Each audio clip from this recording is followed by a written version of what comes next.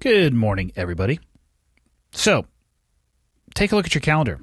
Guess what's right around the corner? Christmas is, right? So, it's the perfect time to start thinking ahead and, perhaps you'd like to support the sponsor of this podcast and episode, Black Rifle Coffee. If you go to blackriflecoffee.com, I'm going to tell you right now, you're going to find just about everything you could need to put underneath a Christmas tree or in a stocking if you have somebody in your life that actually likes coffee. T-shirts, hats, so all the apparel offerings you could possibly have. You could get them a coffee subscription, and there's two different types from my understanding. There's their traditional subscription, and then there's the ECS, which I call Evan's Coffee Subscription. That's not actually what it stands for. I forget what it stands for, so it means Evan's Coffee Subscription.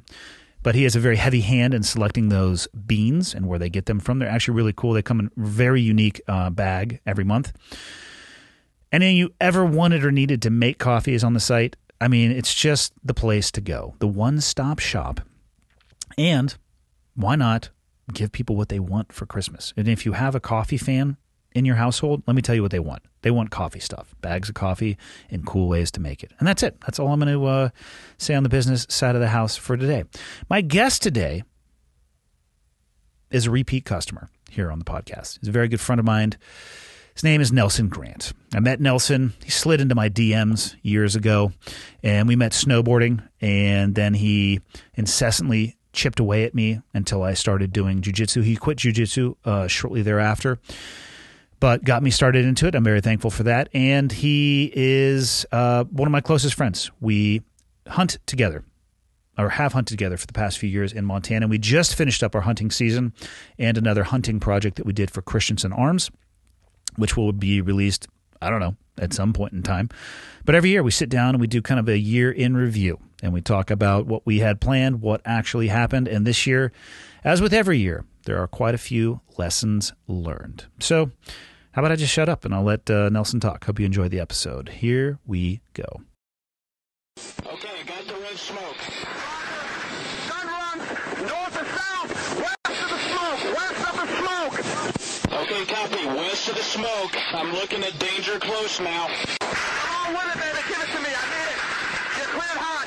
Copy, cleared hot.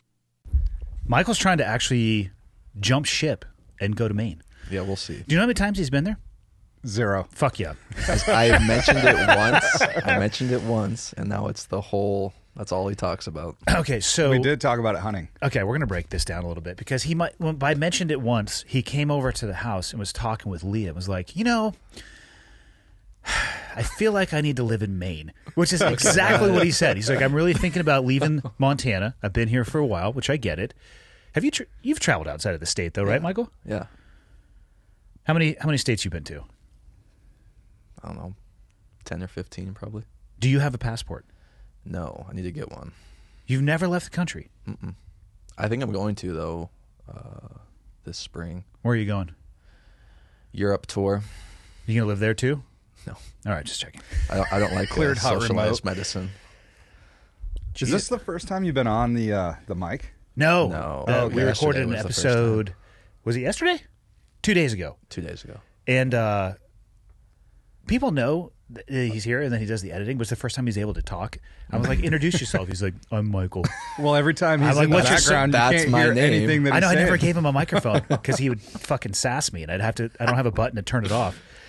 But No, I have the button to turn it off. So. he can control our microphones. But I'm like, hey, introduce you. I'm Michael.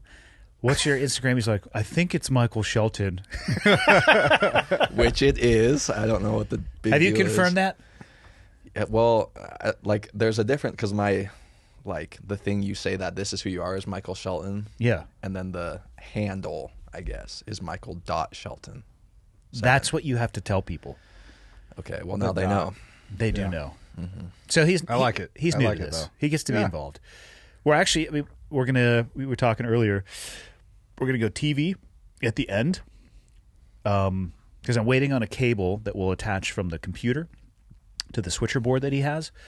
And do you watch podcasts or do you listen to them? No, just listen. I always listen too. So it's lost on me, the visual medium. People don't need to reach out and tell me how they do it. I know that you have it up on like a screen when you're working in your office.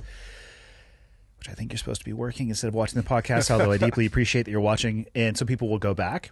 But I'm waiting on the cable that will go from the computer to the switcher so he can actually put up, if we're looking something up, for the viewer what we're seeing. But I need a TV to sync that in too, so the person sitting where you're sitting, we can actually have that conversation as well. And then from there, I don't know what else to add. I think that's... I was going to go camera on Michael, and he got pro. all fucking gun shy. He's like, no, I don't need a camera. People don't need to see me.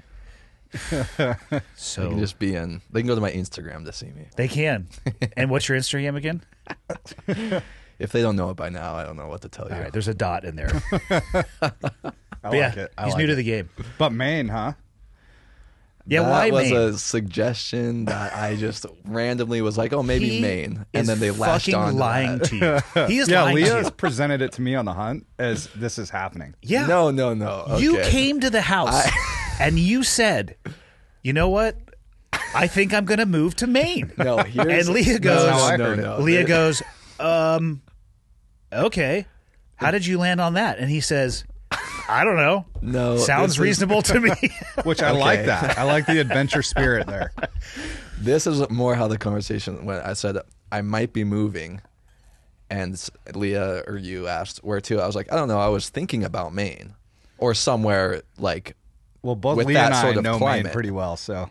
Which is why I think he Yeah. brought it up. My only question was, well, how did you land on that? And his answer was, I don't know. It seems like a cool spot. Does it not? Well, you're isolating a spot of the U.S., so that's pretty cool. Right. Like you're figuring, do you have a town?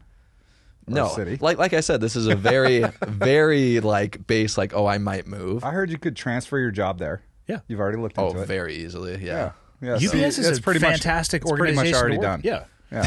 I pretty much already moved out. Yeah. This is why we went in stages. He first had a microphone that wasn't plugged in. Actually, first he had no microphone, and he would just have to yell so we could possibly slightly hear his answer. Then it was microphone not plugged in, and fuck, here we are. Michael's just lying to everybody. Michael about Directly. Shelton. Michael Dot Shelton. At clearedhot.com. Yeah. Well, not quite. You can have that email if you want, and I will just direct people to send all that shit to you. It's a good thing I don't check my email that I already currently have. I don't know if you should say that working for UPS. I feel like you probably get emails. They don't send me anything. Not that I would know because I don't check, but But Maine. Sweet. but Maine. Maine. Yes. It's a good spot. Yeah. Yeah. Do you like how winter's arrived? Yes, I do. It hit us. My wall tents were still drying. Oh, no, And so- outside? yes.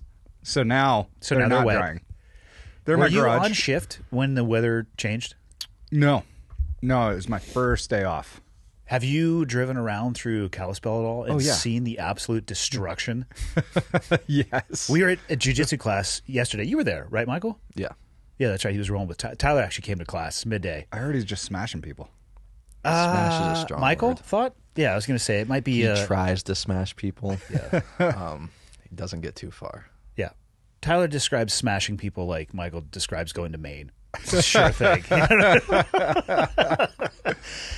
Yeah, and the Class in the dark with the smoke detector I beeping did about hear every the 10 minutes. power went down for a while too, huh? It was out. Leah they canceled all classes after 5 because sunset was just after 6. So I think it was down all day. Power was out here, I think all day yesterday too. Like the Toggery had a sign up saying that they were closed. And when I was dropping Julie off at school this morning, I actually came through town to see if we would actually even be able to do this because it was really weird. All the stoplights north of 3rd worked, and all the stoplights south of 4th worked, but not that band, That's a bad day. which grabs. It's a bad day. Yeah. Go drive a little bit west of Main Street. Holy shit. There I are haven't been over there, so down by what's the name of this stadium? Legends. There is I went to go pick up Julie yesterday, and I was like swerving on there's trees that are completely bent over into the road, and I suspect I'm not a arborist, as you know, but it seems like the snow hit before the trees could shed their leaves, so Oh, they're yeah. carrying way more weight. Mm-hmm. They're fucking exploding everywhere, like the little Veterans Park where your cousin hangs out with that sign that I sent you a picture of. You know who I'm talking about, don't you, Yes, Michael? I do. what was that? what was at the bottom of that sign? It's so funny. I probably still have the picture. Like, yeah, I do too.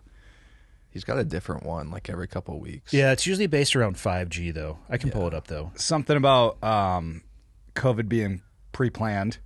How have you never had an interaction with this person? Because he's in the city. I'm sure the city guys deal with him all the time. I need to get to the bottom of this guy. For people who are listening who have absolutely no idea what I'm talking about, he's not a homeless person. He looks relatively... But if he's in the county, we just give him a ride right into the city. And then he's back in the city. You need to take him from where there's no sidewalks to where there are sidewalks and hand it off to somebody else. But he yells at you. You were telling me, is this the guy that you... This is the guy who tried to sell Mike Glover an ICBM. He was like yelling at him about it, and Mike was like, oh yeah, dude, I'll take one. And it fucked him up. Stopped him in his tracks. Yeah, because he's not used to people actually accepting what it is that he has to offer here. I'm trying to find his goddamn sign. All right, there we go. At the bottom, it was funny. Oh, okay.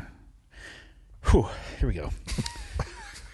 So first off, feedback. It's a billboard. It's a billboard. As tall as he is. If anybody wants to go and stand on the street corner, well, first off, for people watching, that's how long the goddamn sign is. This is taller than the human being.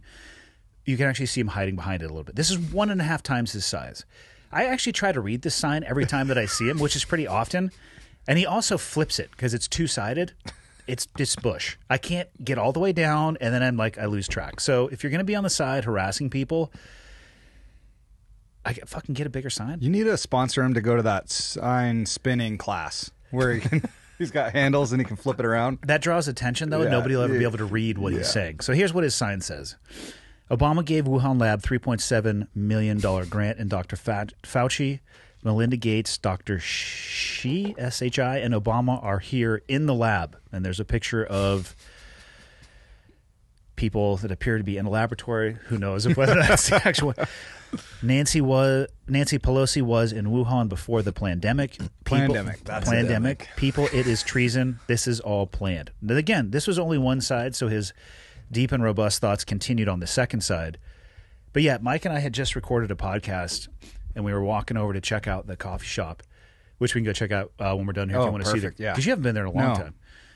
He's at the street corner.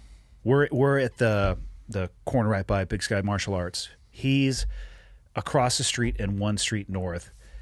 And I see him, and I see him seeing me seeing him, and he realized he had an audience. And that fucker, I swear, will beeline for you. And I've heard him yelling about everything from like stolen Chinese submarines to aircraft carriers to 5G is another one that he's deep on.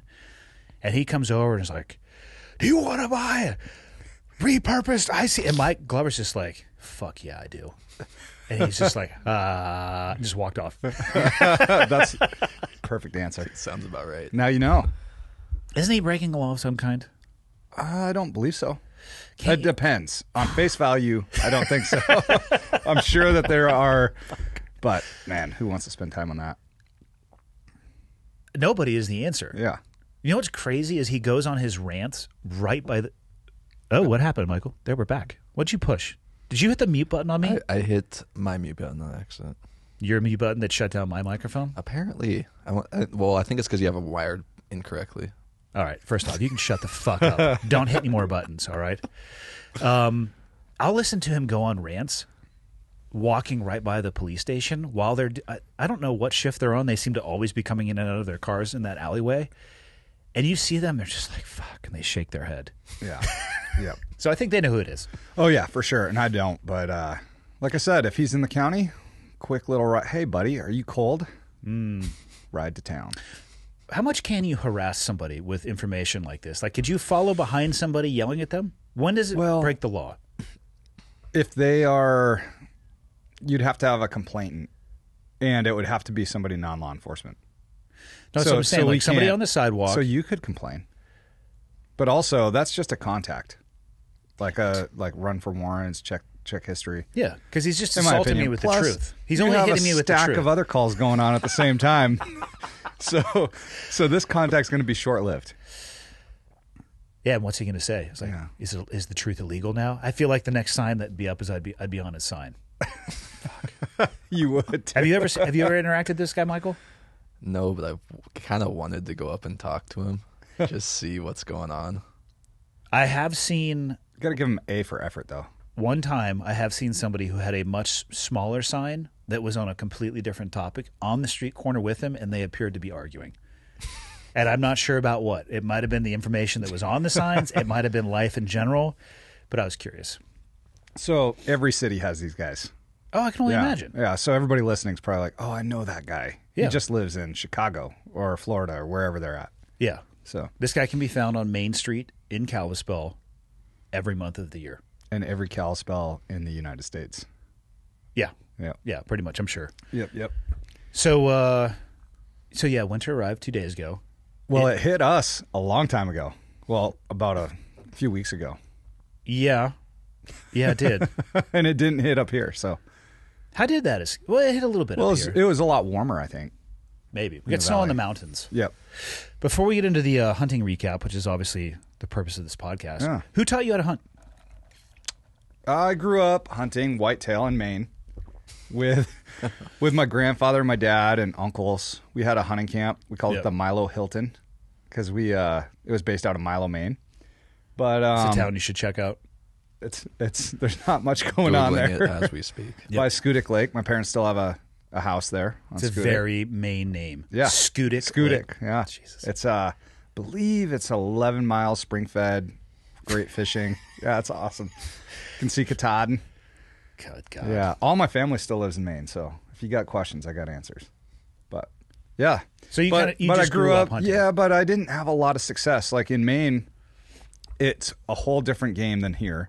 There's roads everywhere, so you can get off the road a mile or 2 or 3, but a lot of it is tree stand hunting. And these guys, back when I was probably in high school, the Benoit family, they were trackers, and they used 30-06 open sights, no scope, because you're not shooting usually over 100 yards. Although now a lot of guys are getting into longer range shooting, but there's not the opportunity. I was going to say, you limited on visibility? Yeah, like the field behind my house growing up was like 75 to 100 yards across, and I thought it was huge. Yeah. Super big. But now we're looking at 1,000-yard targets. Yeah. And so 300 Win Mag isn't really the, I grew up with a 30-30 my grandfather gave me. Winchester Model 94. Still have it. Is that lever action? Yep. Fuck yeah. It's pretty awesome. And mainly in Maine, we would spend a week at the hunting camp, and it was tree stand hunting, and it was super cold, but some guys got really good at it, like that family, and they wrote books. How'd you do it when you were younger? Would they put you up in a tree stand by yourself, or are you up there with somebody else? So I was with my dad a lot growing up until probably high school. But honestly, I think when I went to school down in Florida, it really ignited the fire because I didn't have it for a few years. For 4 years, I wasn't really hunting down there while I was at school. It was during November. And then that just lit the fire. So when I got back from school, I was all in. Yeah. Just going a bunch of years, deciding on my own what I wanted. Did you ever hunt moose? No, I went on some moose hunts, but I never had a tag. It's super hard to get a tag out there. And actually, I think now it's a little easier, and they do permit, party hunts where if you drew and you put me down as your sub-permittee, either one of us could shoot. Like when we tried to do the antelope hunt Yes. 2 years ago, but we filled it out improperly. Correct. Or didn't understand what we were applying for. And so no one got a speed go tag? Yeah, and then this year was like a learning lesson as well. But it's fun.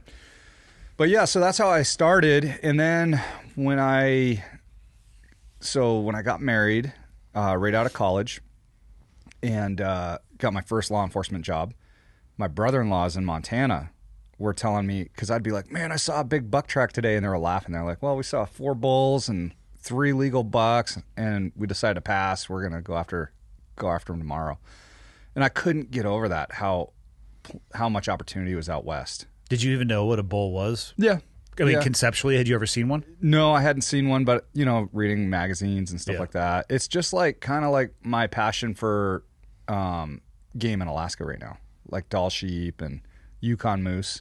I've never seen one on hoof, but reading about it, and Are you trying to plan a hunt up there? well, at some point, definitely. Yeah. Definitely. Save up a fucking 80 grand. Yeah. I think a Dall sheep, I don't know, I'm shooting from the hip here, but like between 20 and 30K. Have you heard the story of the world record Dall sheep? I don't know if it's a Dall sheep. There's a slam associated with Yeah. this, right? Yeah, the Grand Slam. Yeah, already over my skis when it comes to talking about this. I know so little about it, but I heard a story from multiple people about it's in the sheep species, but it's one of if not the biggest one that's ever been shot. So somebody with an ungodly net worth got a governance tag. I guess they do raffles and stuff.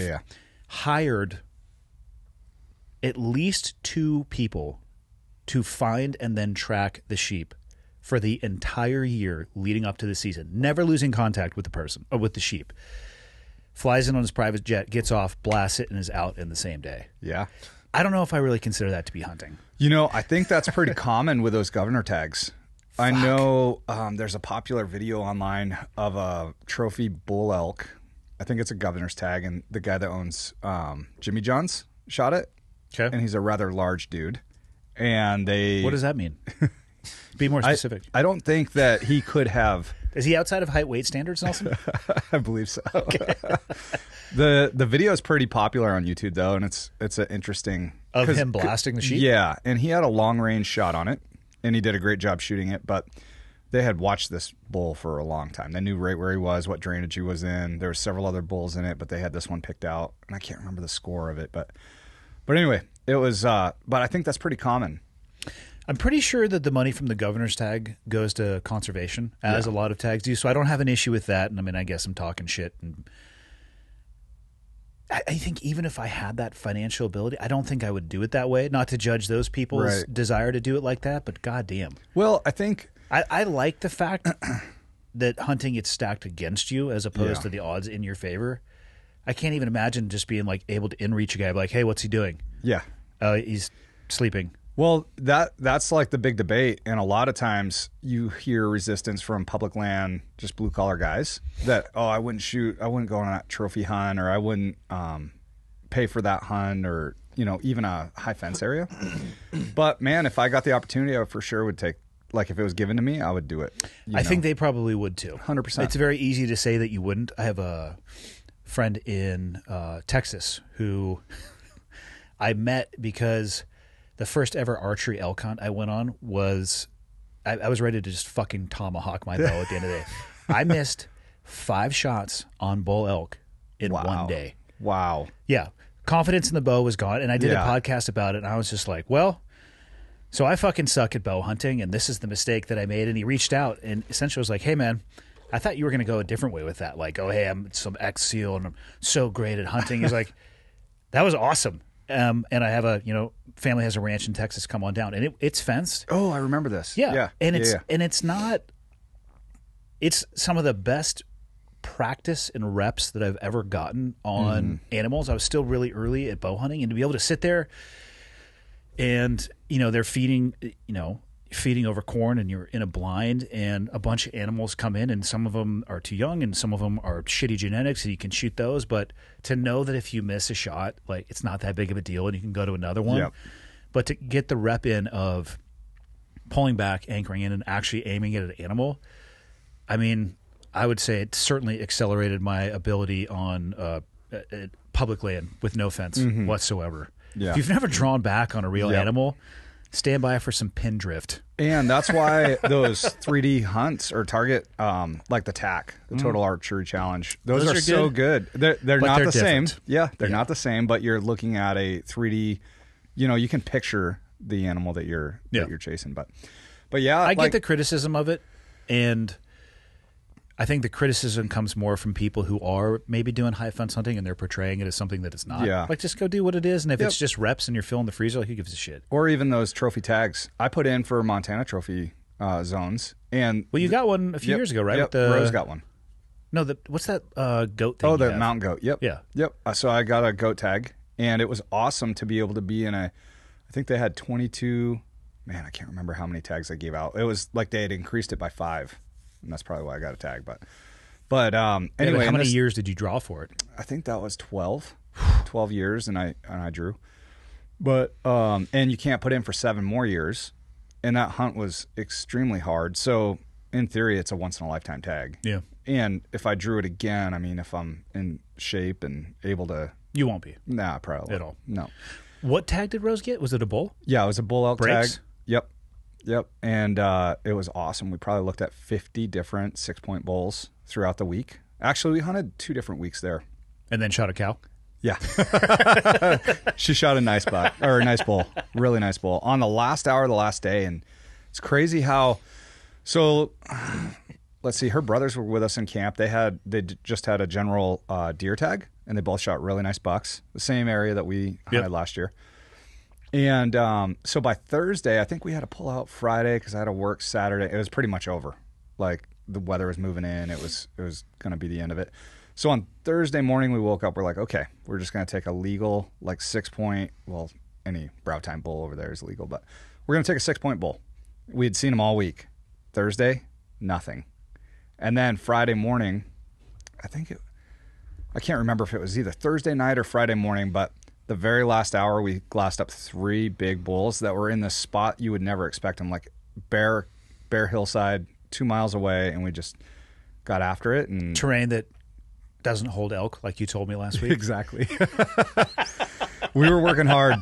We put on a lot of miles that day, and doesn't it suck to get down to the wire like that? Oh man, when you've passed on all those other opportunities. Yeah, so many hunts happen that way, and that's the thing too is when, like the saying is, don't pass something that you'd shoot the last day on the first day.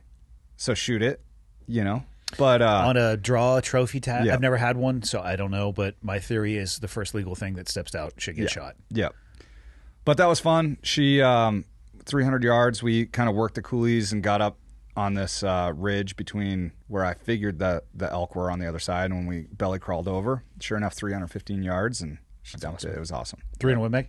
Yep. That was a short mag. That was my Tika. 300 short mag. What is that? Just the difference in the casing size? Yeah. Smaller casing, smaller action. Yeah. But what's the benefit of that? I don't know. I don't either. That was my first big boy gun I bought. I just know that if you get a long action gun and order short action pieces, they don't fit. Because I've done that. Have you? Like, why the fuck does this rail not fit on top? Like, why don't these holes line up? And you look at the box and you're like, oh, it's a long action. Sweet. Fuck. Yeah, that sucks. That sucks. It sucks when you order everything and then, you have to go piecemeal it. Yeah. But it does indeed. But yeah, so going back to the trophy zones though, I for sure would hunt that, And you would hunt what? So a governor's tag? Yeah, if I had the opportunity. Hell yeah. I don't know what the governor's tag this year went for, but I'm sure it was a lot. Talking like probably 80 to 100 grand. Does it allow? I've heard that it allows you to hunt any species at any time. I don't know. Even outside of the normal hunting windows. I don't know how that works. I think so. For that goat tag I had, I spoke to the outfitter who was driving by that took the guy on the governor goat tag. And I can't remember what he spent. I want to say that year it was 55 grand for a goat. And the guy couldn't, he showed up with insufficient. He had a great proof rifle, I believe. Yeah. But he showed up with insufficient boots and gear. They went to Bozeman and bought all kinds of Sitka gear right off the shelf. Bought Kenetrex brand new. However, they're not broke in. That's a hard rough. way. Yep. So anyway, I believe that outfitter told me he couldn't shoot over 300 yards. So they had a goat picked out for him, like an 11-inch goat, and they had a pass on it. But they got him a goat. I think he was stoked. But this year, so public land, we hunted for 15 days. There's 3 of us. The very first day of our bow season, called a bull in for my buddy Stefan. So we get to camp. We got there late one night. The next evening, similar area we hunted later in the year. Yeah. Yep. It was my option 2. Okay. Yep. Called a bull down. It was a raghorn bull, so a smaller. I think it was a 5x5 point. And Stefan made an awesome shot on it. And last year I called a bull in for him, so he's like, "Dude, I'm up for you first next year." But so within 24 hours we have a bull on the ground, packing it out, and then Ramsey and I went 14 days. He got a shot on a bull, and I got plenty of opportunities where I knocked up, but I just didn't come to full draw. They just didn't step out. But man, probably had 6 days of intense bull screaming, rut, awesome. In Just that fun. option 2 area? Let's see. No, this was a whole different zone. Option 2 kind of was blown out. Same area? Yep, same. Southern Montana? Kind of by our option 1. Okay. Yep. But it was fun. Not a lot of hunters in there, and man, it was a good time. All day long action. So we hit it just perfect. It was right around the 20th of September. Do you see the 3 bulls that Eric and Paul and Tanner put down? Yep. Do you see the pictures of them? I did. There's some weird genetics going on wherever they got those. Yeah. One of those was totally fucked up. Yep. One side was definitely like a club. Yeah. And they were all kind of like raghorn-ish bulls, but awesome bulls. Yeah. Gonna No, eat great. I mean, nothing but credit to them. But as I saw all 3 of those pictures, I was like, whoa. Yeah. What area were you guys in? Because there's some weird genetics running around through those herds. For sure. And it's probably a good thing that they actually knocked those 3 down. Yeah. Clean it up a little bit. We saw some of those on our hunt. Some small raghorny type bulls. I only saw massive ones. I was seeing 8x8s, and We did see some big ones too. I don't know if we did. I think did. They were just like 4 miles back. I think that you feel like every bull that you see is massive, and I'm fine with it. I appreciate it. I look at the horn size to the body size. Yeah, so do I. Yeah. And I can't fucking tell if they're big or small. I just shoot whatever walks out in front. So I also haven't had the close encounters of just mondo bulls like you have, like down in Utah. yeah, but Really, because I can judge up to about 310. yeah, And then beyond that, like, because I don't see that many huge bulls public land with my bow. I couldn't tell you a 310 versus a 350 versus a 400. And for people listening, we're talking about the scoring size of a rack, and it's a measurement. They measure like the length and the girth and something else, And the width of the inside spread. Yeah, so obviously a 350 is bigger than a 310. I haven't been hunting long enough, honestly, I don't. Hunter, I don't with you. care. I'm with you. They're so awesome to see walk out in the wild as it is anyway, though. But yeah, so where I've hunted, I've had the chance to hunt there twice now in Utah. The politest way to put it is that you get more experience and exposure around those animals than probably any public land hunter is ever going to. And you're with a guide.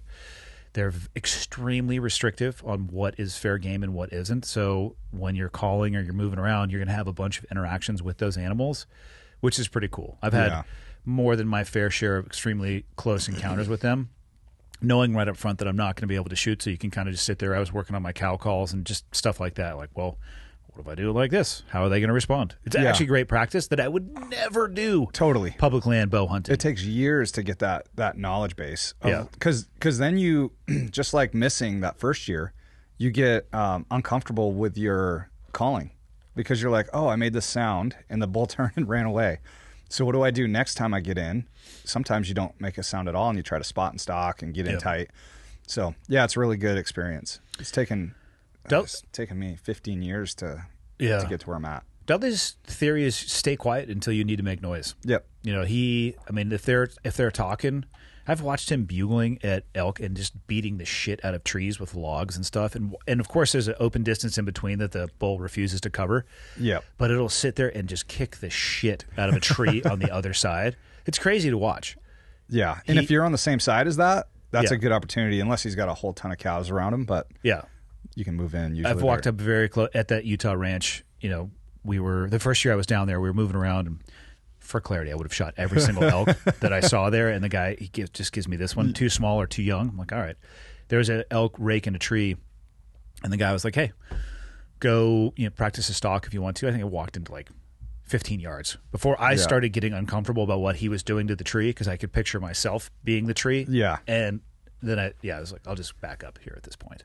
Yeah. So I feel like I've gotten to be a pretty good elk caller, but I still have reservations certain times. But there's guys like a buddy of mine, Josh Fields. You've met Josh. He worked with me on the task force. That dude can call a bull in that's uncallable, in my opinion. Man, that sentence doesn't make sense. Yeah, it doesn't. But like typically, if you've got a bull that might fire off across canyon first thing in the morning, and then you work in tight and you make some calls and he quiets down and moves his cows, Josh can use the emotion to get that bull fired up, just using like, okay, there's a bull coming in to try to take a cow, instead of calling right to the bull or however. Yeah. But it takes a lot of experience and years, and he's done it for a long time. So he's an elk whisperer. He is. And there's guys that do that. He's with Rocky Mountain Hunting Calls, and he's been to the calling competitions and placed high. And my favorite stories are of hunters calling in other hunters. Every year that happens. It happened this year to me a few times.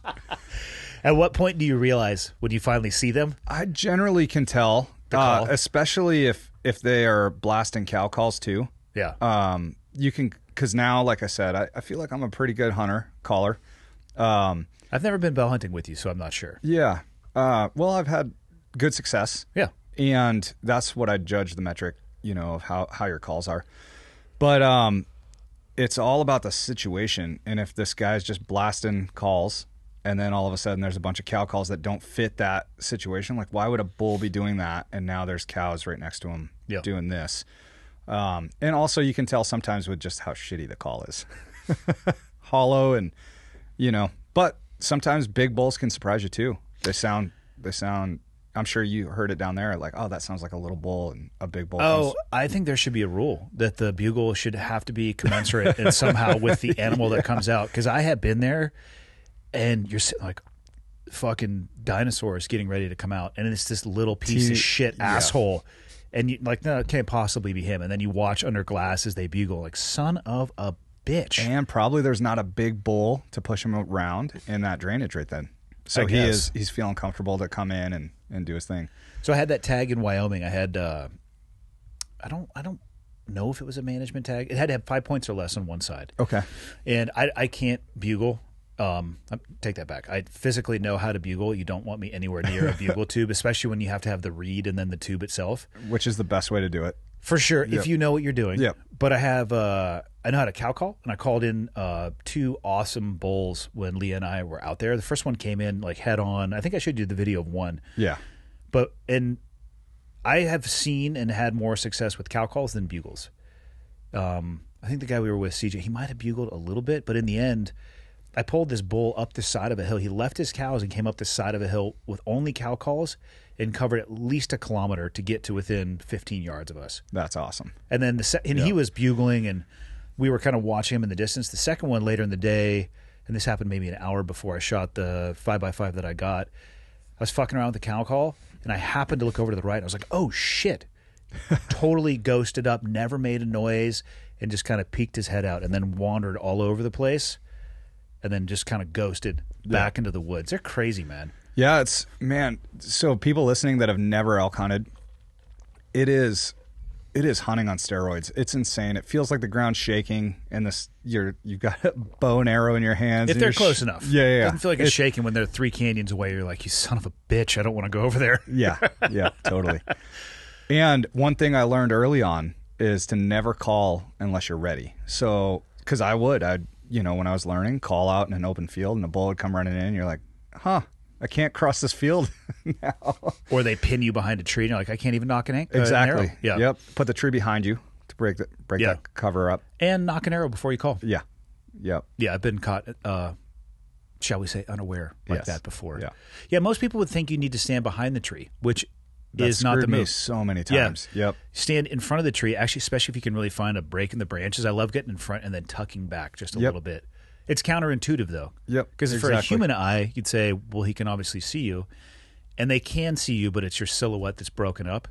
It's a different story. And also, I a lot of times think about my feet position. So if I think the bull's going to come in this way, I'll often blade a little hard towards him so that I have way more field of ability to turn and draw versus crossbody shots. Yeah. Those are tough. Yeah, agreed. And I always stand now. I used to get down on my knees or sit, and I generally always stand.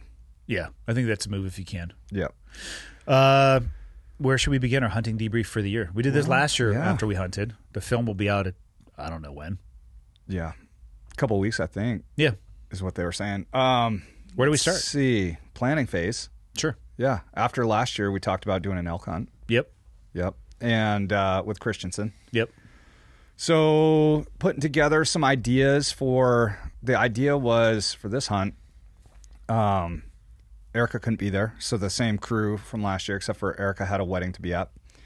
Denver had a short amount of time. What kind of asshole schedules a wedding and hunting season? That's what I'm saying. An asshole. That's the kind of person. And I have some buddies that got married in like mid-September that are bow hunters.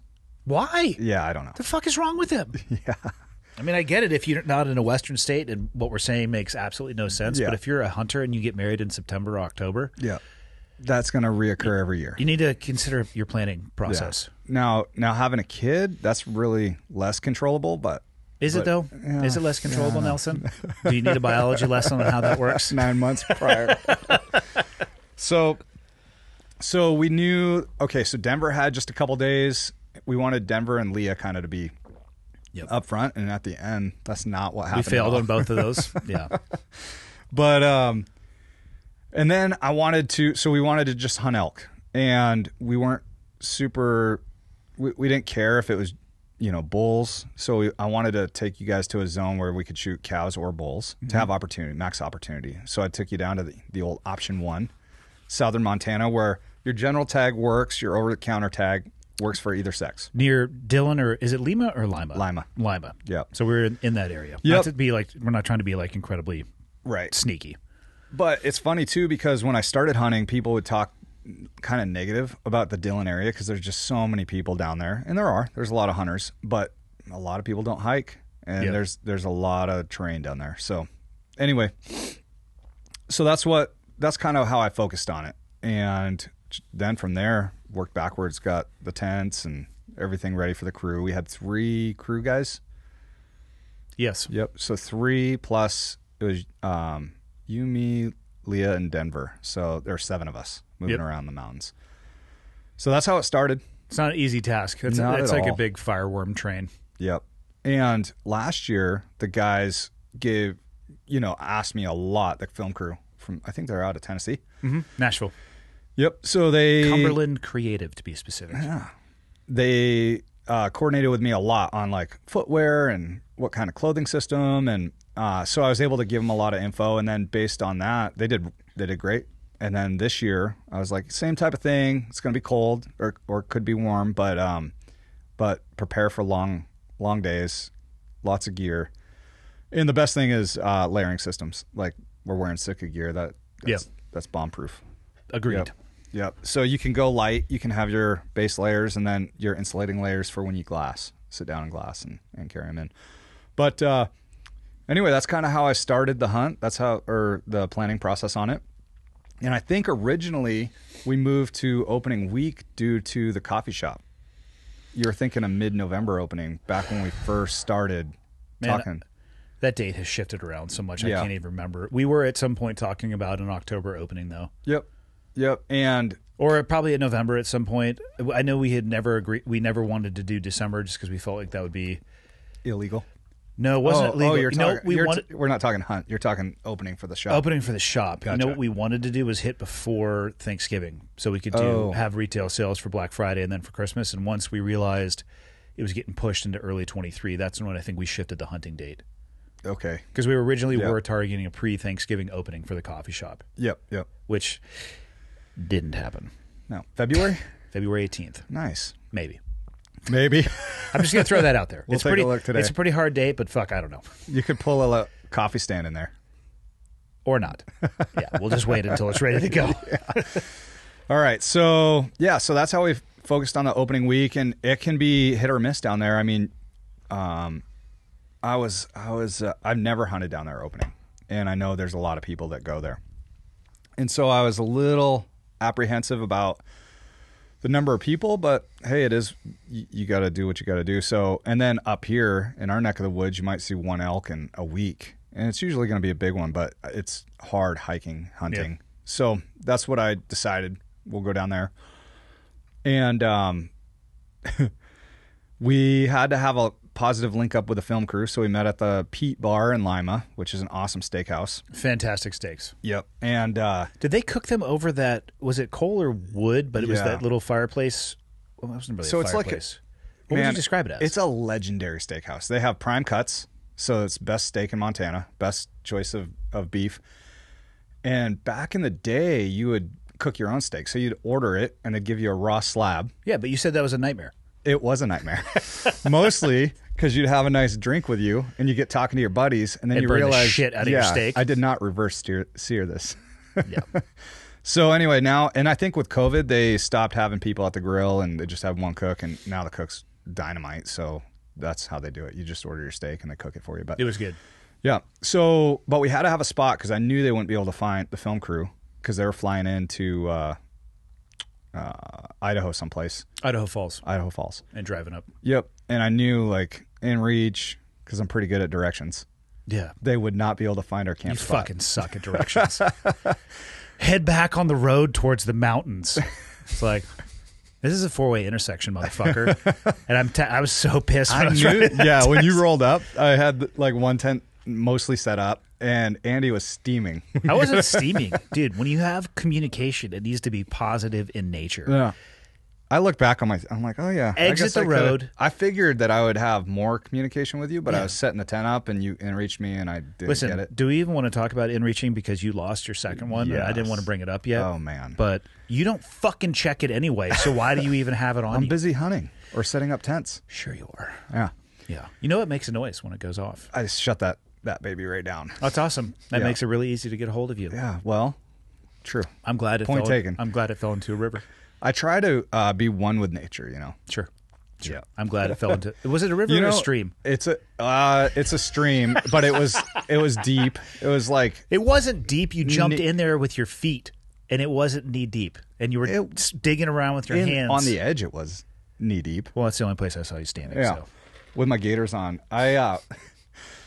So the good and bad about inReaches. They're awesome. They're great because with what I do on the rescue team, and I mean, we get so many inReach requests. Yeah, I was talking to you a bunch about that. I was curious.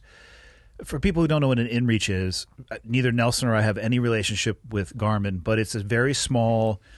They make a bigger version that I think has a keyboard on it, but this is a really, really small version of a satellite.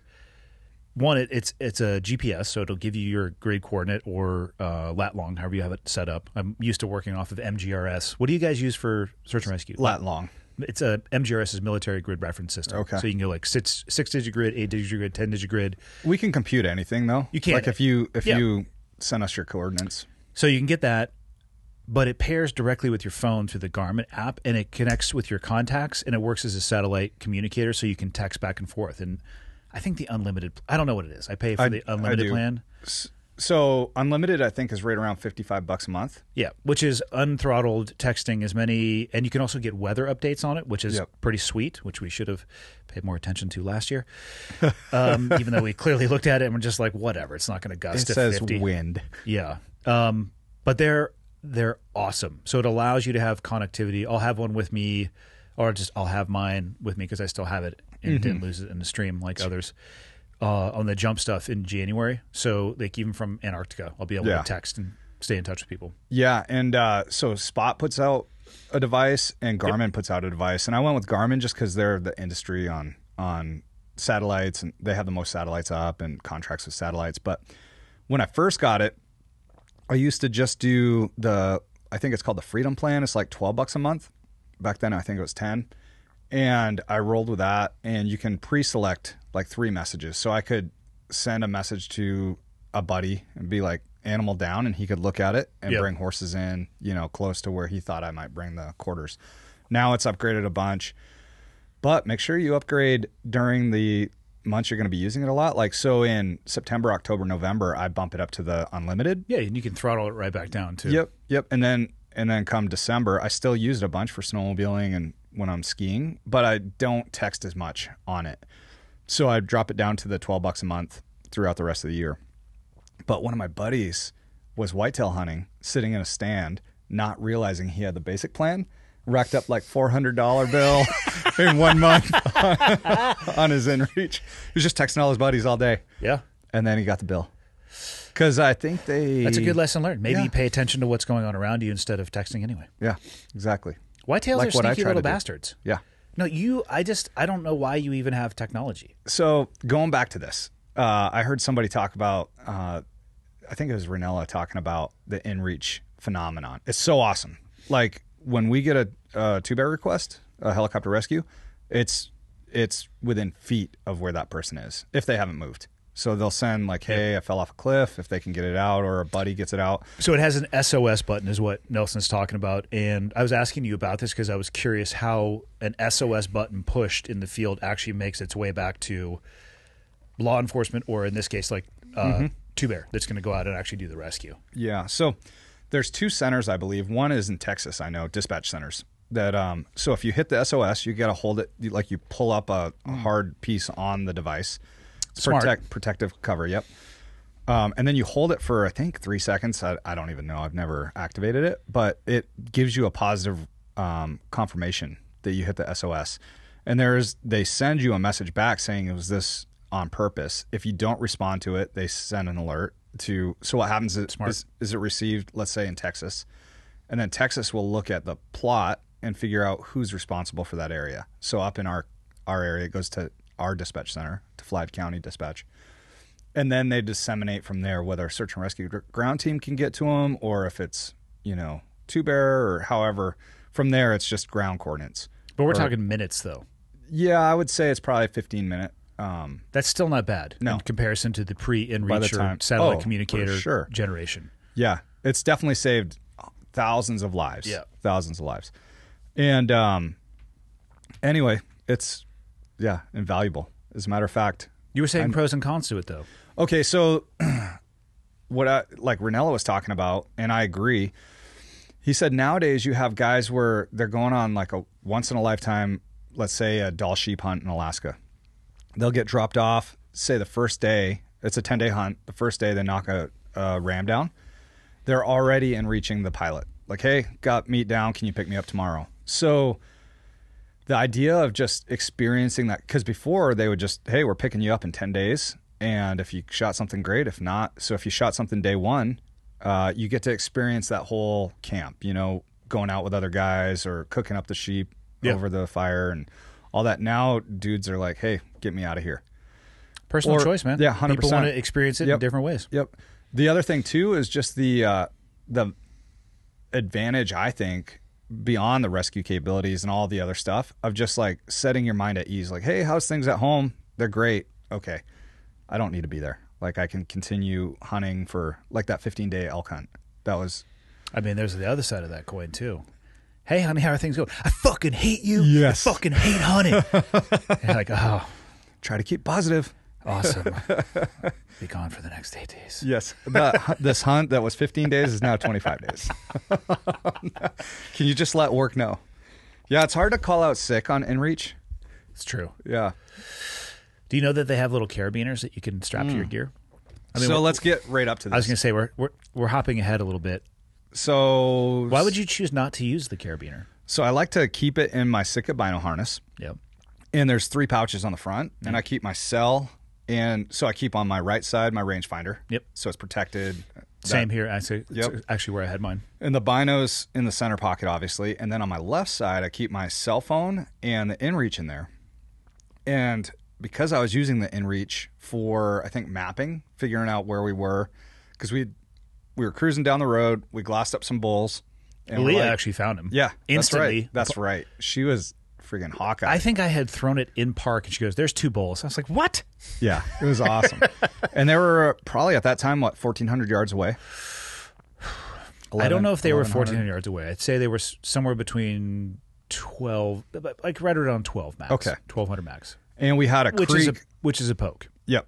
So we had an option to go down the steep canyon, and we only had about 45 minutes of shoot life. If that. Yeah, shooting light. So I was like, I think, because this canyon's tight and there's some trees in there, I'm like, I bet there's a deadfall, because it was a pretty substantial creek to cross. I mean, we couldn't cross it without getting wet, very wet.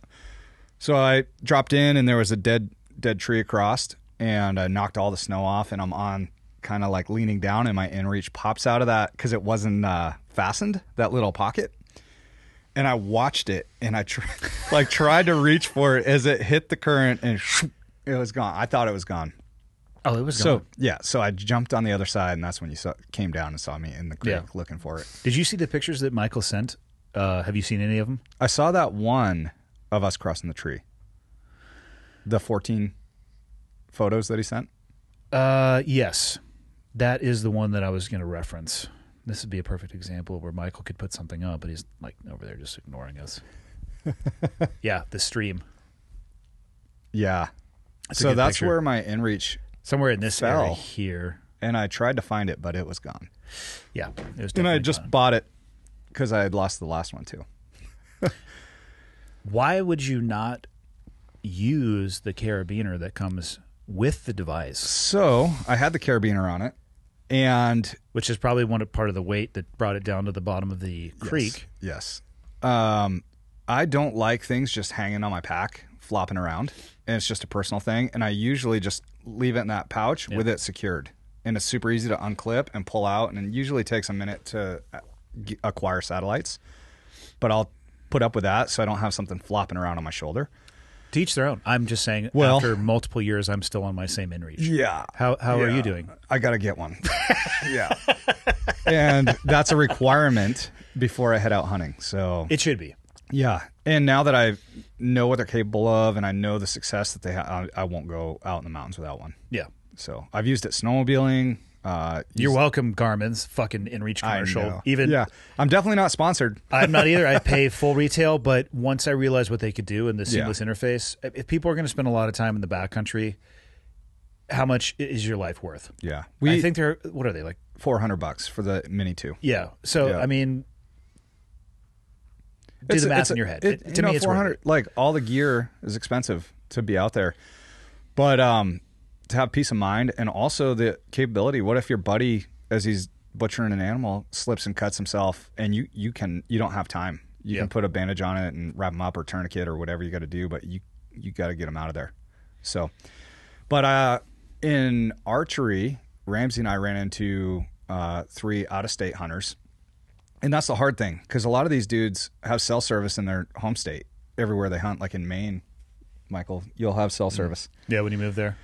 So pretty much everywhere you go, you got cell service. And to come out west and invest in maybe a new rifle, all this gear, they were asking us like, man, is inReach really worth it? And it is 100% worth it. And but it just seems hard. Okay, another thing. But there are 3 guys, so they could have split it up, and got an inReach in service. I mean, even if you live in a place that always has cell service, anytime we go ride dual sports, it's in my tank bag. Yep, same. And most of the time, the thing lives in my center console on my truck because in every state that I've ever lived in, there are gaps in communication. Yeah. And with my luck, that's where shit ends up happening. You'll come across a wreck.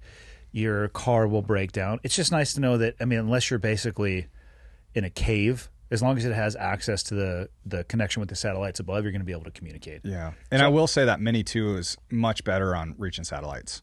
It's quicker. Just faster. Yep, quicker interface. Yep, and also battery life. It lasts like a whole hunt without charging it up. Sweet. Like a whole several day hunt. I wonder how well the batteries last in cold water. I think that one is just gone. Yeah, probably. Yeah, I've counted that as a loss. And I appreciate some of the gear along the way that's offset the cost a little bit.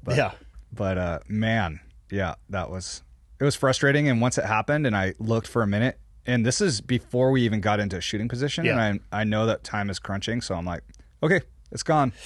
Cut the loss. Move on. I made some mistakes that day. Like I wasn't, so we had switched from hunting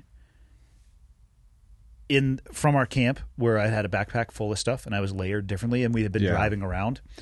I actually, as we were getting ready to bomb down there, I'm like, okay, Nelson's got his inReach. I'll leave mine in the car. Shouldn't have fucking done that because it was recharging on the USB cord. But there was a couple things. Because it's old. Yeah. I mean, it's now newer than yours by a substantial margin. But there were, I was recognizing in the moments before we bombed off that I was allowing my individual error chain to start growing. Mm-hmm. I didn't put my gaiters on. That morning. That's right. I had been cruising around in my rain gear pants at the very least with gaiters, and like none of the moisture was going through because there was snow everywhere. Anytime I would take a knee or sit down to glass, I was still staying dry. And I was telling myself like, oh, we're close enough to the car. It's going to be okay. So I had 2 thin layers on, no gaiters. I left my inReach in the car, and as soon as actually yours fell out and I saw you jump in, I actually made sure that I verbalized to you. I was like, "Hey, man, I don't have mine on me because I wanted you to." You said that. I wanted you to at least know that I didn't have. I mean, I could have run back to the car and get it, but there's also I can envision situations where that might have even been too much, right? Where we would have needed to initiate something quicker. Yeah. So I realized and recognized I'm like, "Fuck, I should have had it on me. I wanted you to know that I didn't have it on me too. I was just kind of aggregating that out so both of us were aware. But yeah, it was like less shit in my back. I actually didn't even bring my backpack because I'm a dumbass. And then I'm sitting there watching as Leah was shooting, and I'm trying to give her shot corrections, and my hands are shaking so much because I was laying in thin layers on. I'm like, this is so dumb. Yeah. I allowed myself to not plan for the worst case scenario and actually, dress for what could potentially happen. And it was a reinforcement for me. But it was my own choice and my own fault. I was very uncomfortable with what I chose to do leading up to that, and I justified it with, we're so close to the car. Yeah. It's a fucking mistake. Well, and it was a perfect storm of like temptation. And limited time. Yeah. Here we got 45 minutes. There's 2 sweet bulls over there. We can get Leah on them probably. Yep. And but we have to close some distance. So let's go. So we rushed, and I threw my gaiters on. I did Remember not. at the truck? Yeah. I threw my gaiters on and grabbed a puffy, and I was still shaking. Yeah. At the end, I was trying to put rounds in her gun, and I was like, Yep. come on. God. Yep. So lessons learned, though. Like those Yep. things to me, I put that into the category of I got away with it, but I'm not going to repeat it again. It's like, just pack the backpack and grab the backpack every single time. Because if we had actually dropped something, my first move, I had already thought in my head, I'm like, okay, I'm going back to the car and I'm actually going to get dressed appropriately. Like, I'll take the time to go back, cross the stupid fucking tree, go up the hill, put all my stuff on. Yeah, get my new InReach. Nelson's InReach is in the river now. Bon voyage. It's the USS Titanic InReach. And get everything. Survivors. Yeah, get everything loaded back up and then go deal with the animal, which in that situation, had we got one on the ground, it would have been gutted at best. Yeah. And then come back and deal with it the next day. Exactly. I was kind of pre-planning that. I'll run up to the animal, gut it, and meet everybody at the truck and just drop a pin because I had my Onyx going. I am incredibly happy that she didn't connect. Yeah, me too. I'm so happy she got the experience of spotting the elk herself, talking people on to an animal in a scope. Because we asked her, she's like, there's 2 bulls. I'm like, where are they? And she goes, yeah, she took a big pause. She took a breath, and because you realize just because you can see it, to get somebody else's eyes on terrain that looks very similar. See that green tree? It's right next to it. Okay, do you see the hill? I see some hills. Are there trees on the hills you're talking about? Yes. Is there snow? Yes. Is there rocks? Fuck.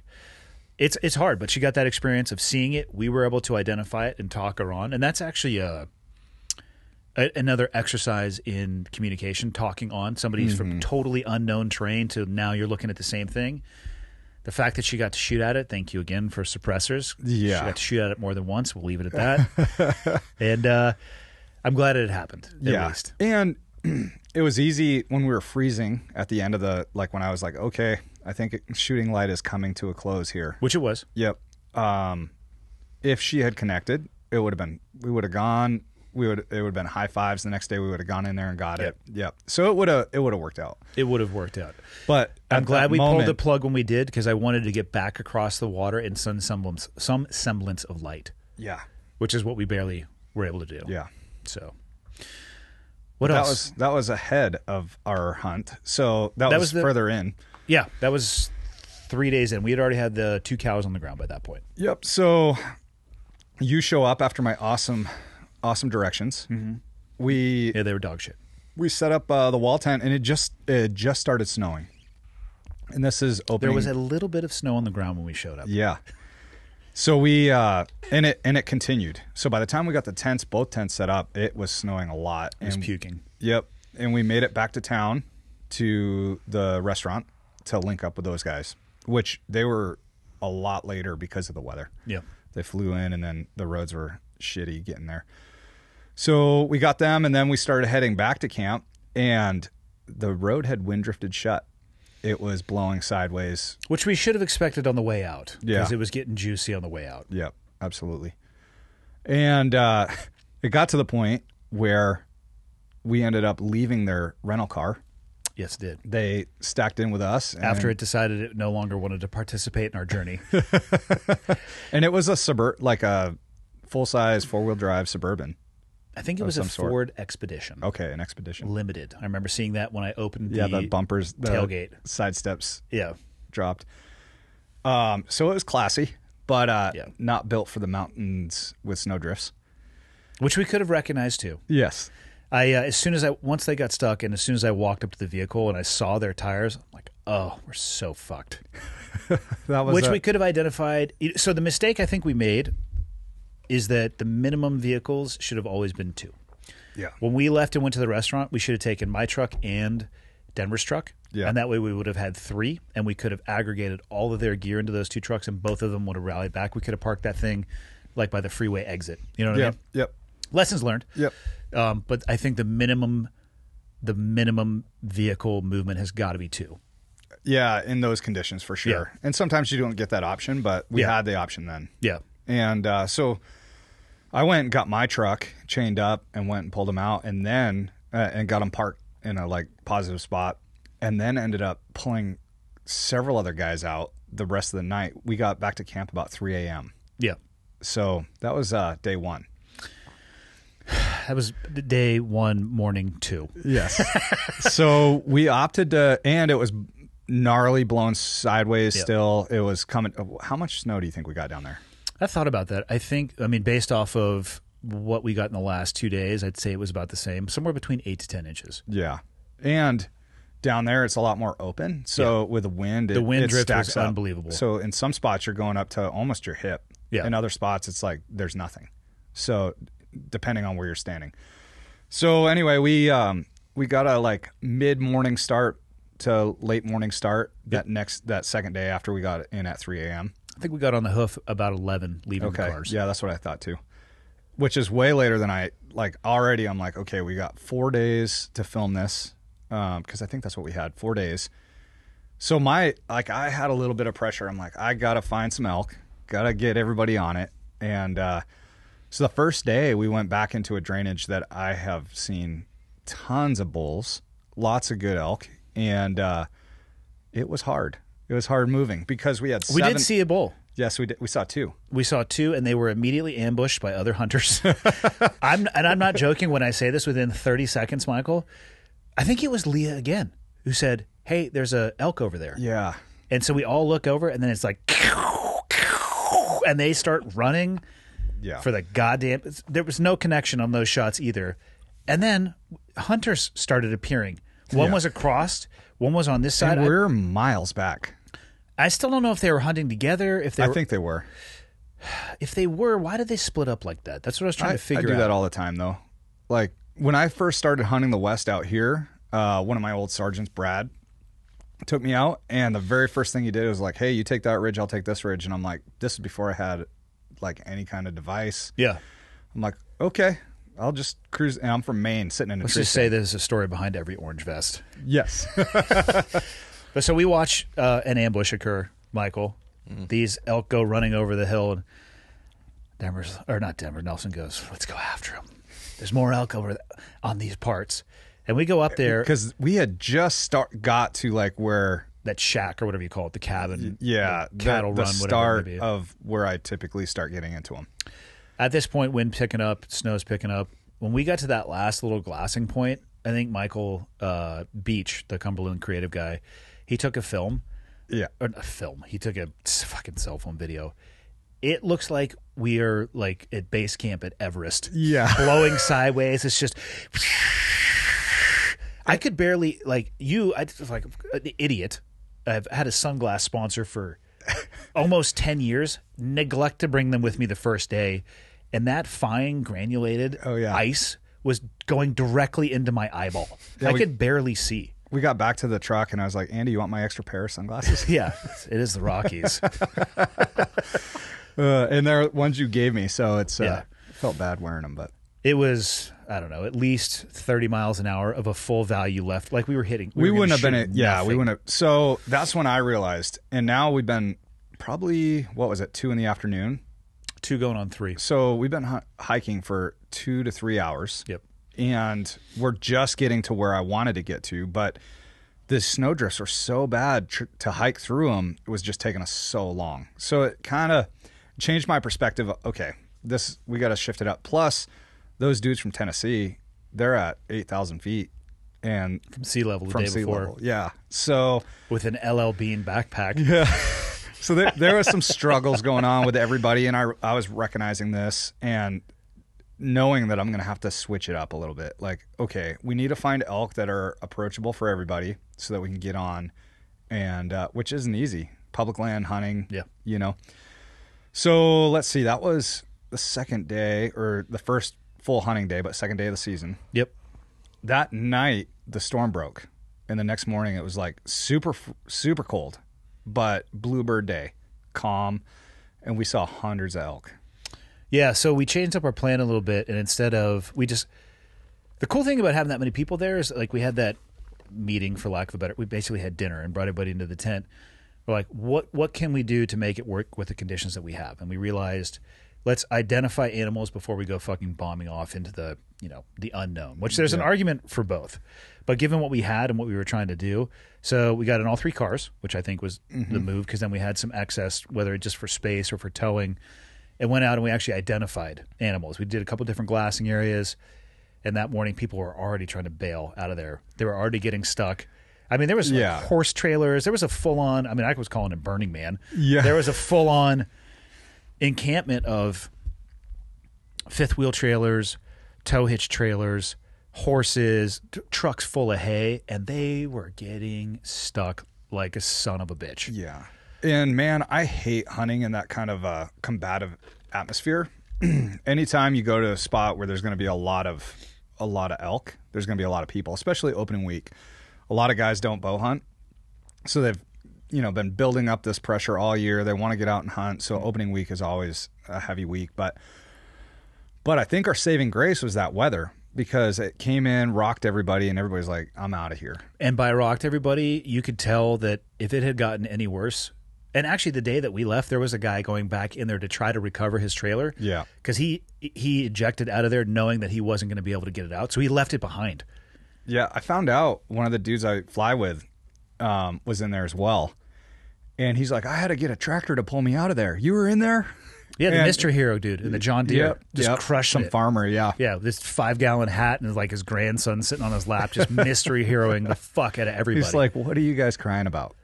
I didn't realize John Deere tractors were that capable off-road. That thing rallied. I didn't see it because you and Leah ran to town.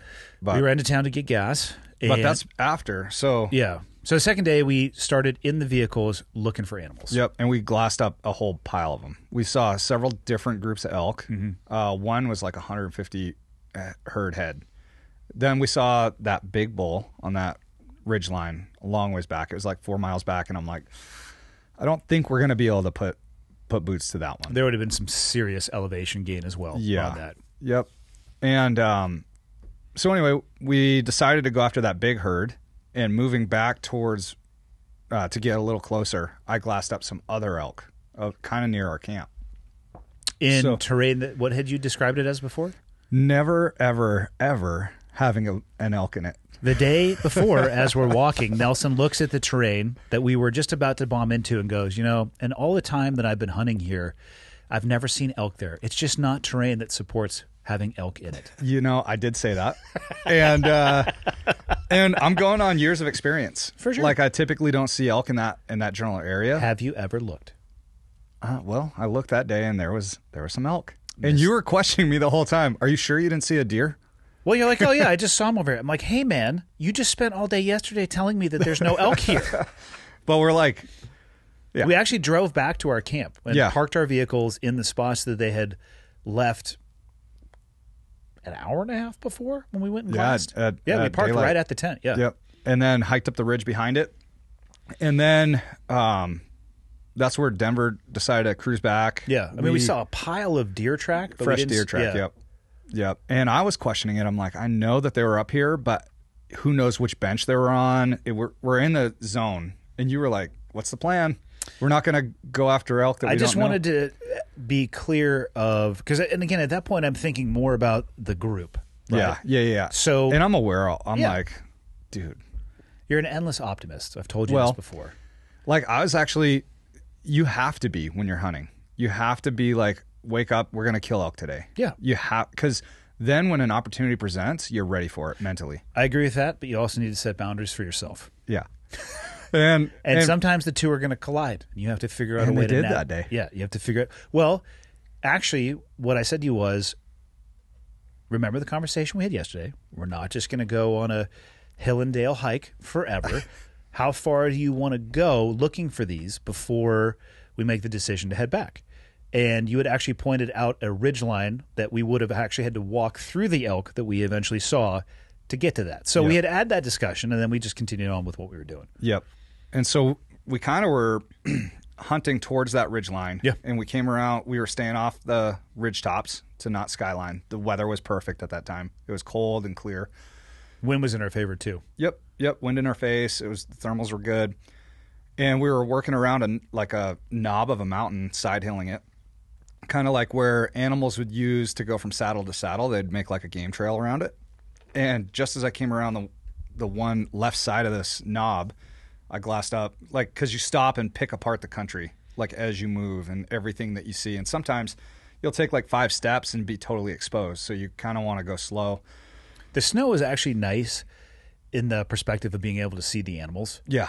Like that first huge herd that we saw. Yeah. If there had not been any snow, I mean, maybe we would have seen something, but who knows what the terrain would have been like under them. They just vaporize into that terrain. Leo would have saw them.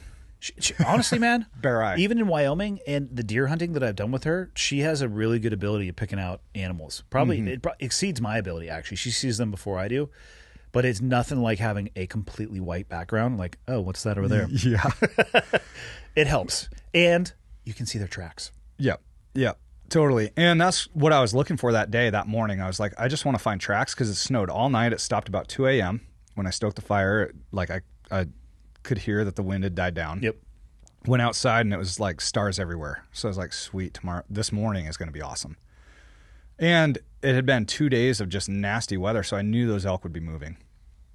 And sure enough, I was right about that. And so going back to that ridge, we're working our way around this knob, and I glass up one cow.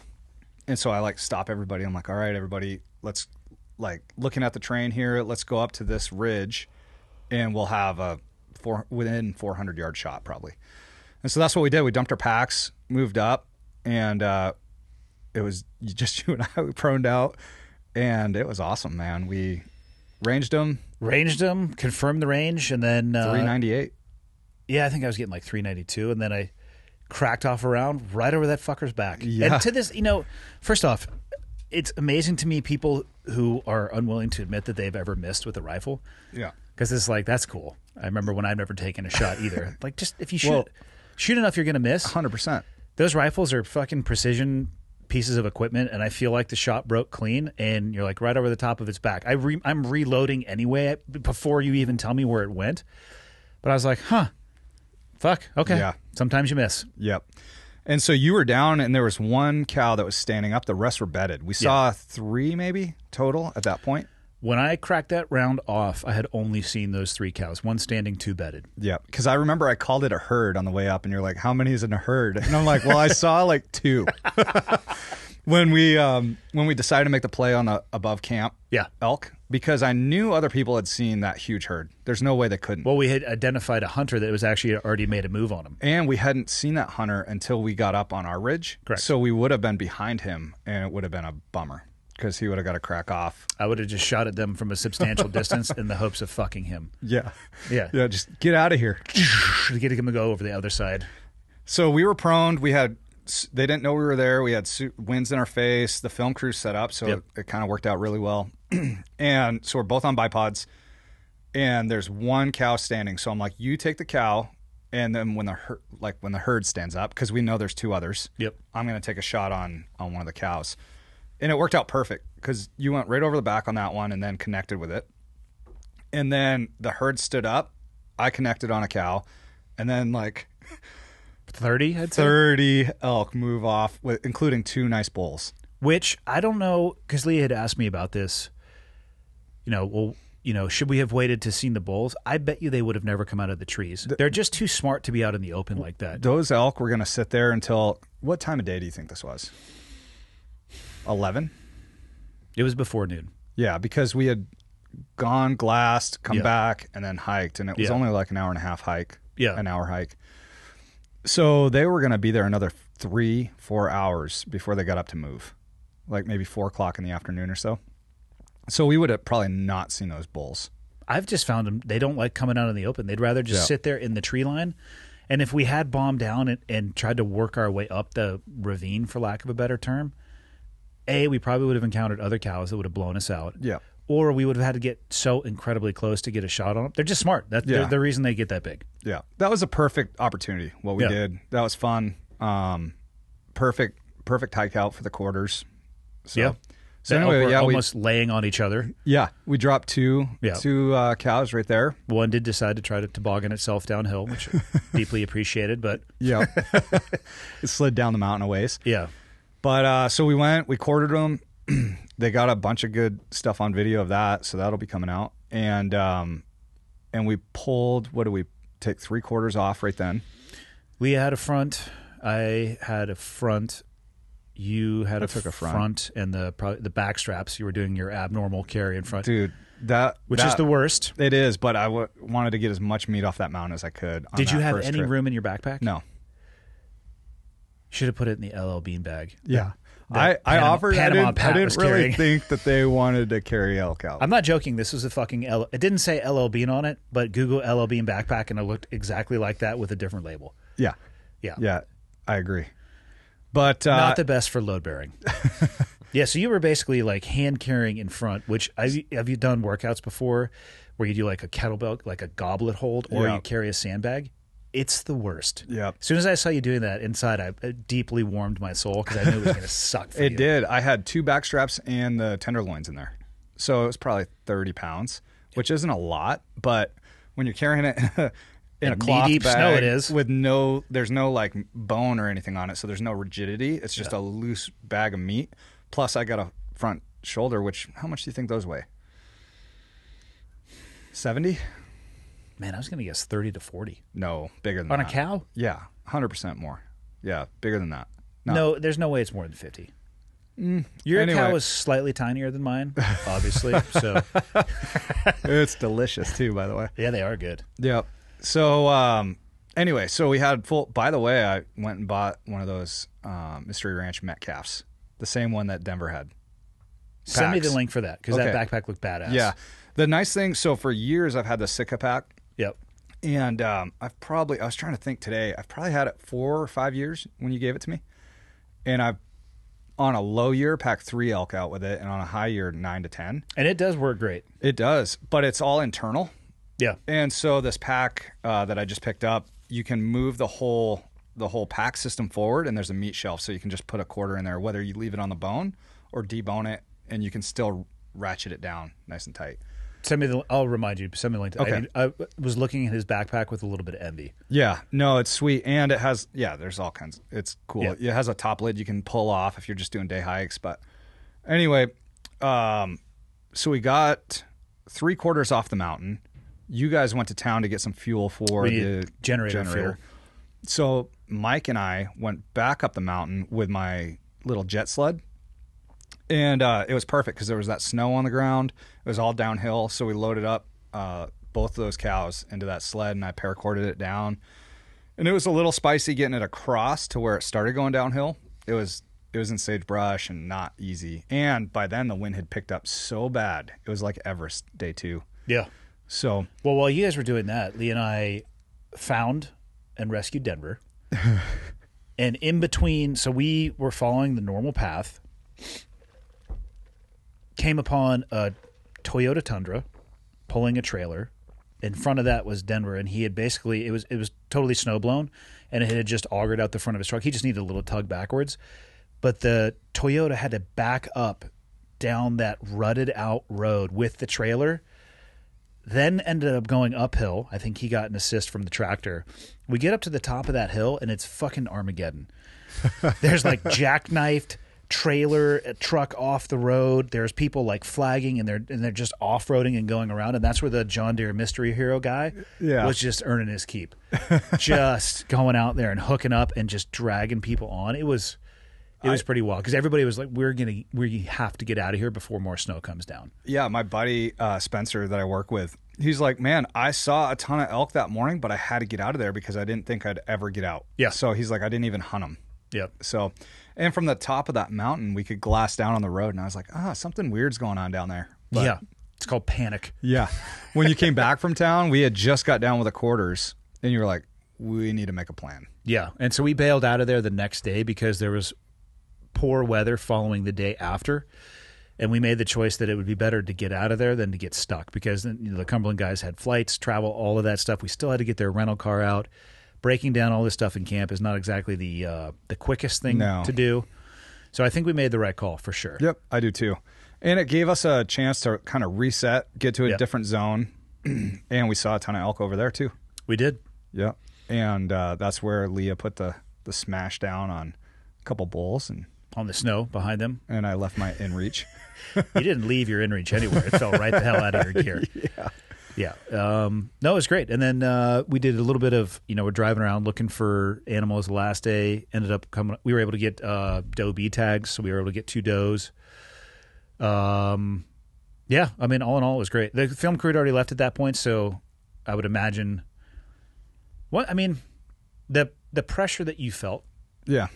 Was that I was going to say, was it self-induced, or was that something the Cumberland guys had talked about? No, not at all. They were cool. They were awesome. As a matter of fact, they had super sweet attitudes the whole time, even on that grueling first day hike in the 30-mile-an-hour sideways snow and wind. It broke people off for sure. It did. I felt bad, and I'm cruising along, breaking trail, and I keep looking back, and I'm gaining distance. They're slowing down, and I'm kind of speeding, and I'm like, oh man, I'm just gonna keep grinding because I'm on my own gear, kind of, and I'll come back and get gear if I have to. But anyway, they were awesome. Mike the next day when he went up to help me get those elk off the mountain, I could tell he didn't want to, but I'm like, I need one more person to help just hold the sled back on this downhill. Yeah. And man, he went and it's that type 2 fun. Yeah. When it's all over, you're like, man, that was awesome. But in the middle of it, you're like, this sucks. Yeah, by the end of that day when we got out, we all helped break down camp. We went and had an awesome meal in... Where did we go, Dillon? We did. We drove to Dillon because we hoteled it there, right? Yeah. Oh, they drove back that night. That's right. That's right. They were able to go. They went to Idaho Falls. So at that point the next day, we ended up kind of driving around and checking stuff out. We actually drove around that night on the way to Dillon. Yeah, because that's where Leah got those shots. And so and that's because they had talked about getting a little bit more footage. And I mean, honestly, I think they have everything from the last light stuff to the fucking summit of Everest to all the other things involved. That was good, man. And then the last day was much more chill, and we were able to find the does and put together our own plan, absent of film crew. So it was nice. Fun. It was, and we saw a lot of elk. That was the good thing. That's what I wanted to see. How about the tenderloins in the camp?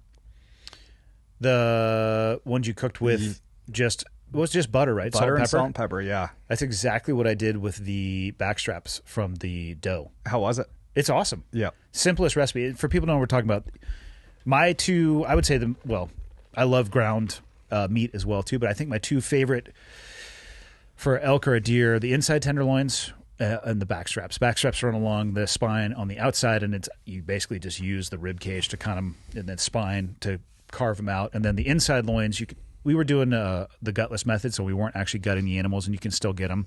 You just go to the inside when that short rib is in the back, cut it out. But those are my 2 favorite cuts. And I had never made them like you did before, because you whipped out the tenderloins, sliced it up relatively thin, probably 1/4 to 1/2 inch thick, butter on a pan, saute them, salt and pepper. Fuck, they were good. Dude, they were awesome. We needed 8 more that thing pounds was devoured. of it. Yeah. Well, and then when we got back, I did that with the backstraps, the same cooking for Tyler, and he Hoover vacked those things. I'm like, you son of a bitch. Yep, that's awesome. Yeah, he enjoyed it. Yep. So that kind of wrapped up our hunt after those does. Yeah, got back to Kalispell late the next day. Some of us later than others. Yeah, yeah. So. Well, I had to stop for those chips that you showed me. Dill pickle chips. Be careful. They're good. Have you ever had any, Michael? No, I prefer sea salt and vinegar. But have you ever tried that? No. Have you've been to Canada a touch, right? Uh-huh. Have you ever had their all dressed up? No. I don't even know what you're Michael? talking about. No. You guys are not living life correctly. All right, all dressed up. The next time that you go across the border to Canada, which now I've heard is actually open. It is. So We should go bomb some snowboarding in Fernie because I've Absolutely. heard actually great stuff about it. And I know you know people there. Yep. Go into a grocery store, or not a grocery store, gas station, all dressed up. They're very good. Okay. I have the first time I ever had them was with Dudley hunting way up north in Alberta. And I stopped on the way back because I was driving back, and I think I got 6 or 7 bags, and I seatbelted them into the passenger seat and sent a picture of it to Dudley. I don't think there were any left when I hit the border, like 10 hours later. They're fucking good. Sounds it. The dill pickle ones, though, Michael, treat yourself. Okay. Yeah. Well, maybe I'll They're get big. some at the store today. Yeah, they're big in Maine, so I mean, you'll fit right in. Out there, you probably dip them in mayonnaise or some other disgusting shit that people in Maine do. But Lobster sauce. roll. what were your biggest lessons learned from the hunt? To know your audience, cater the hunt to kind of the lowest common denominator. Yeah. And I knew that ahead of time too. It's just hard to find elk, public land. Yeah, and I'm glad that the neither Christensen or Cumberland, which was there on behalf of Christensen to capture it, put any pressure on you, because the reality is hunting is not a guarantee by any stretch of the imagination. Otherwise, they would just call it killing. Right. It's I mean, I'm sure that hunting films or content that didn't actually have a successful hunt, and by that I mean an animal on the ground, maybe they get viewed less, but it happens more than absolutely. successful hunts. Yeah. Yep. It's actually, it might actually set a bad expectation for people thinking that it's not sporting or it's not hard, because it's both of those things. Mm-hmm. But yeah, it's you got to balance the pressure. Yeah. For sure. Yep. And knowing knowing when to charge and when not to, like when we saw those elk, to get after it, versus, okay, we're going into this drainage where I typically see a lot of animals. Yeah. So just kind of knowing the difference on that. But man, overall it was awesome. We saw a lot of game. We saw a ton of elk. Had a great time with everyone. I still have some tags in my pocket. So Hey, what do you have left? So mainly my buck tag. Yep. And I went out yesterday in the mountains for a buck, but it's my only day off yesterday. And, it was blowing sideways snow, as you know. I was looking at the forecast. I'm used to a little bit more of a gradual slide into winter. It's going to be in the 20s for like the next 7 days. Is it? I think it's here. Yeah. Which will be good for hunting. I want to get up high for a mountain muley. You have fun with that. Yeah, I will. You're welcome to join. You just want to borrow my inReach. I'm not going to go hiking. Can you come be my comm guy? I can let you. Actually, I would let you borrow mine, but I don't know how that works. No, I'd have to, attach it to my account. Yeah. It's like a pain. I got to get my own. Sportsman has some. Yeah, that 400. Yeah, it's worth it. Yeah, I know.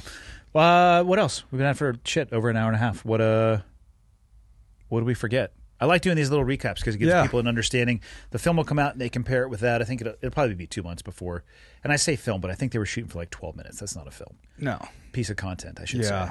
It's cool. I don't know I guess there's two different types of people that watch these hunts, guys that do it themselves, and then people that don't have the opportunity ever to do it. Like I would watch a doll sheep hunt. Yeah. And to see us drop a couple cows and then have opportunity on some bulls, that's just real Montana public land hunting, and it's a blast. It's so fun. Yeah. We need to go and develop a relationship with whoever owns that land.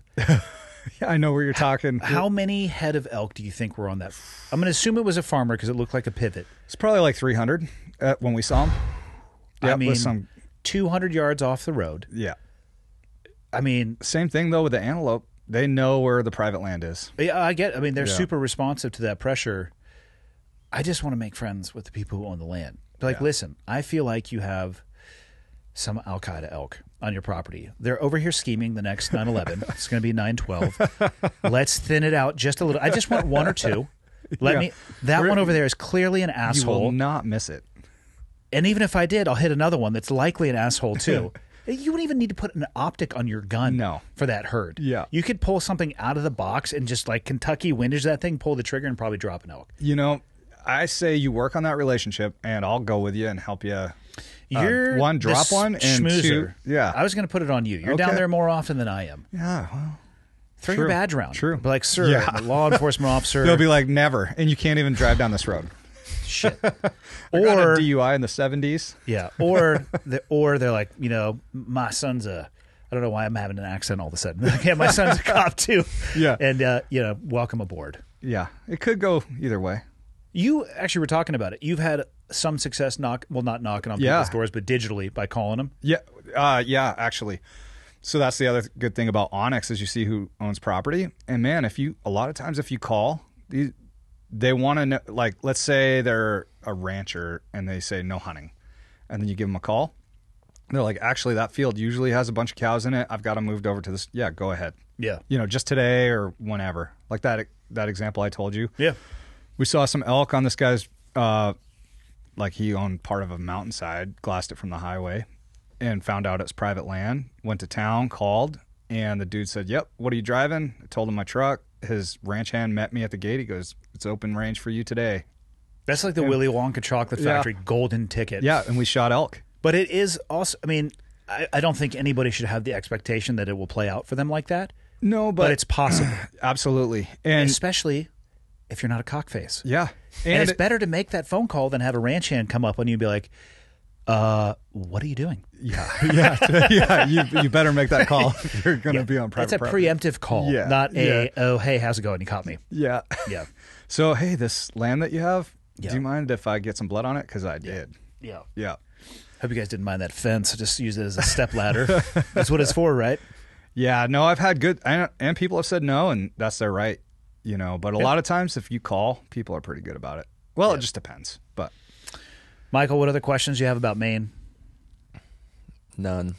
How are you going to move there without any questions? What cities were you researching?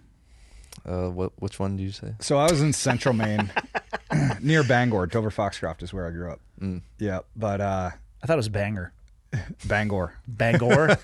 Banger? Sounds Bangor? like a Middle Eastern name. Yeah, whenever Bangor. people came in, like That sounds nothing artists, like a Middle Eastern name, just so you know, Michael. Everybody would you says it know that it? way. When they come in, like concerts, Yeah. they'd be like, "We're in Bangor," and we're like, "Get off the stage." Where else are you looking to move in, Michael? I know you're trying to flee I Montana. don't know. Why do you want to leave Montana? Been here a while. You know what he hasn't done, though?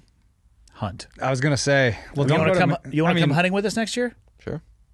It's going to be job performance dependent. Right now, you're fucking touch and go. Okay, real touch and go. Went out last weekend. Yeah, You went out hunting last weekend? Yeah. For Nice. what? For what? Deer. Where'd you go? Over east, Fort Benton area. sweet. What kind of rifle you got? 30-06. What kind of optic on that thing? No clue. Actually, I think it's I have no clue. What distance is it sighted in for? Like 150, 200. Is close an answer? Fucking hell. Like me to Nelson. That works. You actually don't even need to aim when it comes to that close. Yeah. You want to go hunting next year? Yeah, I'll go. When do we have to put our tags in? This is another thing that people have asked me. Yeah. They want to hunt in Montana or they want to put tags in. When? I think Is it May. March? It's March, April, or May. Okay. Somewhere in there. Yeah, because Yeah. people will hit me up. Hey, I want to come hunting with you. It's like, that's awesome for next year. Yeah. And you Yeah. got to put a tag in, Yeah, and it's going to be a draw. It's a thought process, and you might Yeah. not. Well, you'll get it. You're a resident, unless Yeah. you move to Maine. Yeah. Then you probably won't. TBD. Yeah. And but yeah, it's a process, and you might not get drawn. Several of my buddies didn't get drawn this year for non-resident. Cool. So yeah, Right on. Until next time, you want to go check out the coffee shop? let's go see it. Cool, let's do it.